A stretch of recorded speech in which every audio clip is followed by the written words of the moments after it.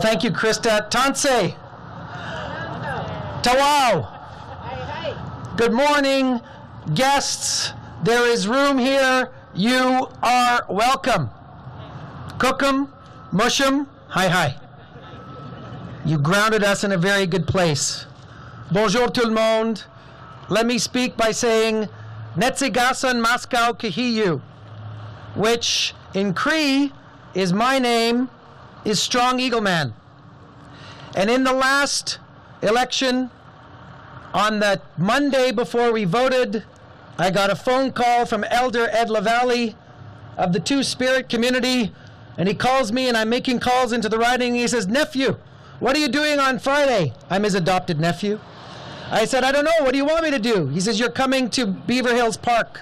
We're doing a blanket ceremony. Bring your mom, it will be very nice." And he hangs up. That's the whole call. So I called my mom, I said, "Mom, what are you doing on Friday?" She says, "What do you want me to do on Friday?" I said, "Well, we're going to Beaver Hills Park because I'm getting a medicine blanket."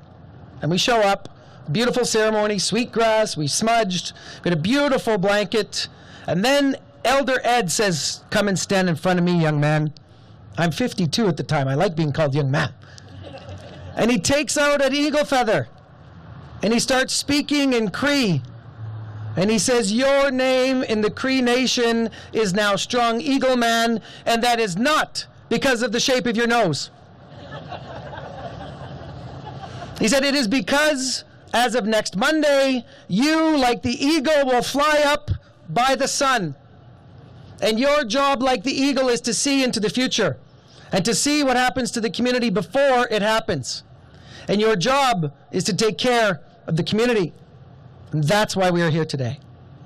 We are here today to take care of our community and to be builders of a city that is here for everyone all the time. And now my team is wondering where the heck is he going with his remarks, because none of that was on the paper. But because this day has to come from the heart. This day has to be about the love that we show to our fellow human beings. This day has to be about the grandfather and grandmother teachings about love and respect and honesty and being here for each other. And my friends, today is a big day for Edmonton. It is a big day for our downtown. Our city and our downtown faced real challenges. This is true. And solving this problem needs all levels and all orders of government working alongside the front lines of the amazing people at Boyle Street and so many others here from the public and private sector working together to get the job done. And it's the people I see in the crowd now, people that I worked with 20, 30 years ago. Yes, I'm getting that old, but the heart is still there, and I see people who want to make sure that we put down markers so that everybody can call our city home. And since being elected first in 15 and then in 21, delivering on that promise of a community that works for everyone has been top of mind. Mes chers amis, les personnes qui sont ici, que je vois dans la foule aujourd'hui, sont ici depuis longtemps, en fait d'œuvrer pour notre communauté, afin de faire certain que nous pouvons avoir un centre-ville qui est là, une ville qui est là pour tout le monde. It's why our government has invested in housing, invested in harm reduction programs with organizations like Boyle Street, and supported the work of our city's business improvement areas to revitalize and make our city a more dynamic place to work and live. Mayor Sohi, thank you for sending the clear tone that our city is a city that works for everyone. Councillor Stevenson, you and I work on that every day, different orders of government, but Anne, your heart is always in the right place. You're doing the work. Karen, merci beaucoup du fond du cœur pour tout ce que vous faites pour notre ville et pour le centre-ville. And to David Shepherd, where are you, David? We share a riding, it intersects, right? You are an amazing MLA. You're doing the work of the people, and I want you to know that we are going to continue to do everything we can to make sure that people in our respective ridings have hope and a place that they can, a home and a world-class facility like we're about to announce. So my friends, today we're here to announce an historic federal investment in the heart of our city that's going to anchor services for those who need it for generations to come. Nous sommes ici afin de faire une annonce qui va offrir des services vitaux pour ceux qui en ont besoin pour les générations à venir. And so, I'm deeply honored that our government, and I'm here to announce today that the government of Canada is investing $21 million into the okimaw, peyesew, kamik, King Thunderbird Centre.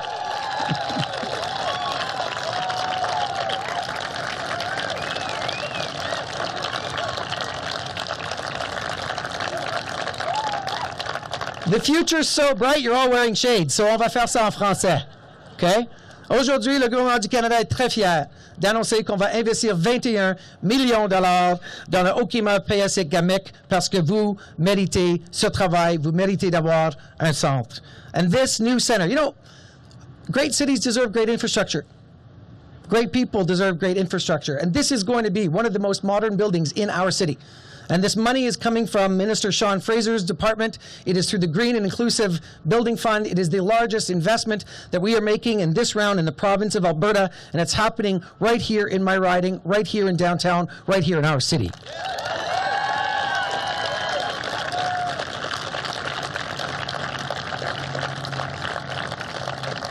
My colleague in Calgary, George Shahal, gets it. Minister Fraser gets it. The Prime Minister gets it. And this beautiful new building is going to add color and charm and sense of home that characterizes our downtown core, and we are going to be able to serve our community's diverse needs in a safe, inclusive, and accessible space, one that acknowledges cultural needs, and that all Edmontonians are treated and provided in a dignified way that respects their backgrounds.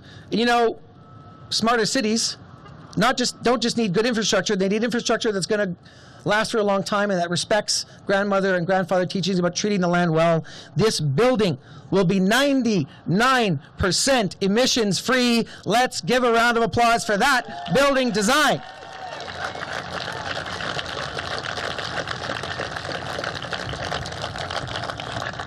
Now I'm part of Gen X. I don't know if you can tell by my hairline. To everyone who is a millennial and a Gen Z here right now today, I see you. Our government sees you. To First Peoples, Métis, Inuit, First Nations people, I see you. Our government sees you. We are going to walk with you. There will be more housing in urban and rural settings. There will be more housing on reserve. There will be housing affordable to young people. You will be able to make sure that the promise of Canada is within your reach, and we are going to make sure that everybody can be proud of our city, our downtown, and our country, because the path of reconciliation is a path that we all must walk together.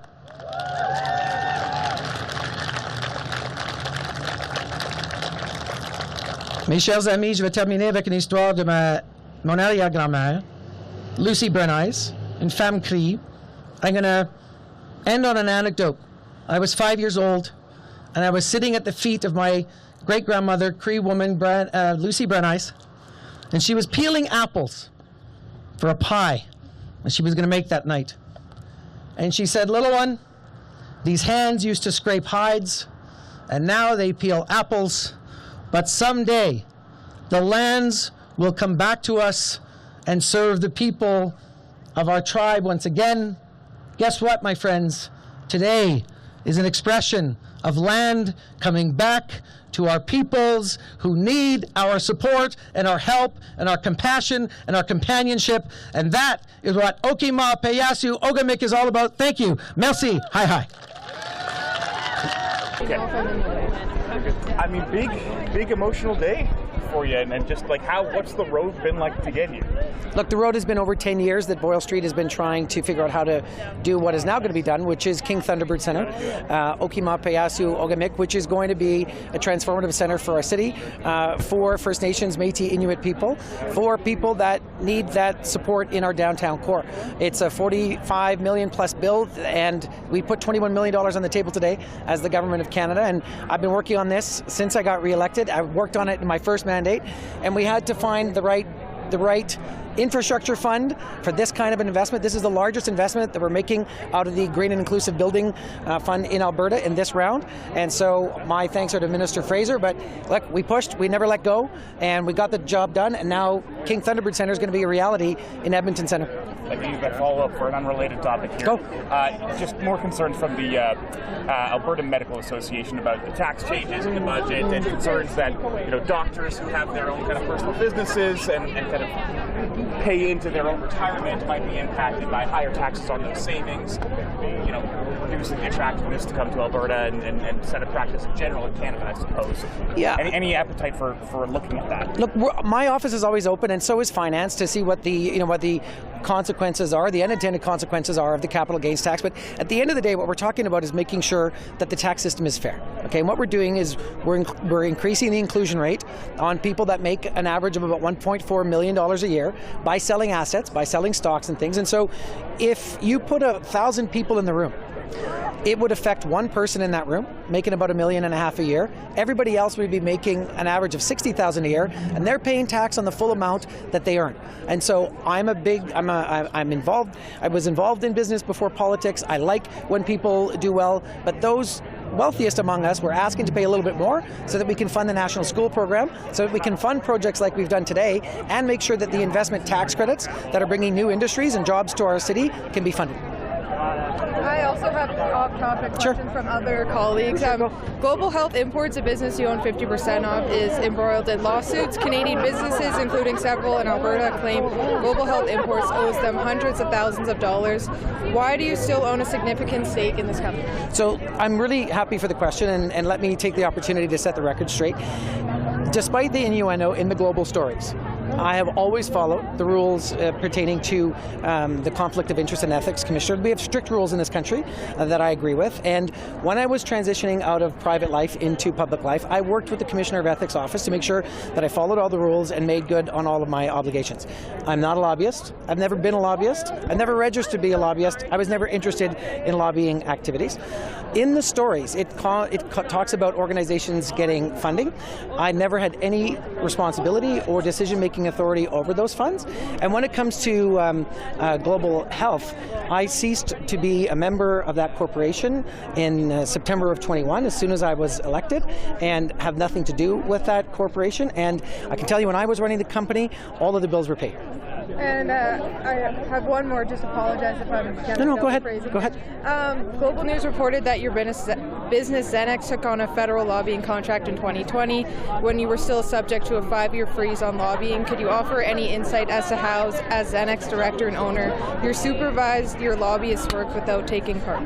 So really clear, all of the activities that are referred to in the global stories happened while I was a private citizen. It was the middle of the pandemic, so nobody was working in the same space. People were all working out of their homes, as were all Canadians basically during that time.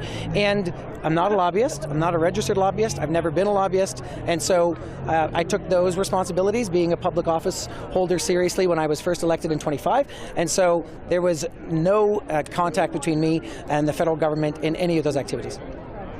On the project today, Keith? I suspect Bill 18 wouldn't apply to something like this, but did you make a phone call to the legislature to see if this kind of federal investment was going to be offside with the provincial government? No, I'm not doing anything with Bill 18 until it's law, and it will not take effect until 2015. But if you saw what the president of the University of Alberta released recently, this will be devastating for our research communities in Alberta, in Calgary, in Olds College and others. And look, I'm not sure because I haven't seen the full terms of that bill yet and how they would do the rules on it. But if a $21 million project to help Indigenous people in our city would be shut down by the province, then that's something that the people should take to the province. I think it's a bonkers bill. I've said that before, I'll say it again. I deal with this particular piece of legislation, with Quebec all the time, and I can tell you, as Minister of Employment, Workforce Development and Official Languages, there are projects that have sat on the table in Ottawa, delayed by 2 or 3 years. The money sometimes doesn't flow to that province, and it disadvantages smaller communities. So for a government that has a Minister of Red Tape Reduction to propose to wrap municipalities in so much red tape they can barely breathe, it's just nonsense. One of the, funding challenges this project has been a dispute with the Edmonton Oilers. Have you had any conversations with the Oilers folks about their involvement in this? No, and I won't comment on that. I'll let you ask that question to Jordan. Do you want a mulligan? No! I stay in my seat in the House. Anything else, anyone? Thanks all. We'll send Jordan over. Thank you.